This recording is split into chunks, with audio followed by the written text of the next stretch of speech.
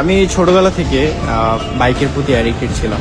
তো বাইক কেনার মতো আসলে ওইরকম কোনো সামর্থ্য অথবা বাইক যে কিনবো সেরকমটা মানে কখনো হয়নি। ছোট ছিলাম তখন, বয়স হিসেবে কত 10, 11, 12 এরকম হবে।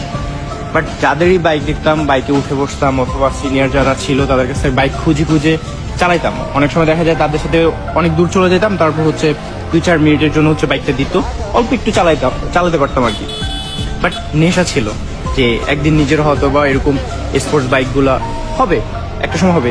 এটা সব সময় ছিল মাথায় যে হবে, একটা সময় হবে, সেটা যত দিন যাক না কেন, বাট হবে। বাট আজকে আমি এই বাইকের নেশা কাটিয়ে এখন গাড়ি চালাতে পারতেছি।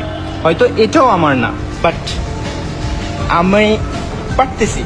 কারণ হচ্ছে যখন বাইক ছিল তখন হচ্ছে বাইক ছিল না, তখন হচ্ছে যে বাইক কেনার যে নেশাটা ছিল সেটা হয়েছে আলহামদুলিল্লাহ।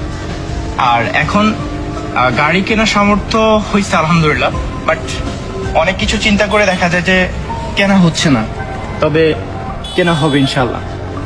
এখন গাড়িটা এমন না যে গাড়িটা আমি চালাচ্ছি বা ভাড়া মারতেছি, বিষয়টা এরকম না। এটা আমি পার্সোনাল ইউজের জন্যই চালাইতেছি।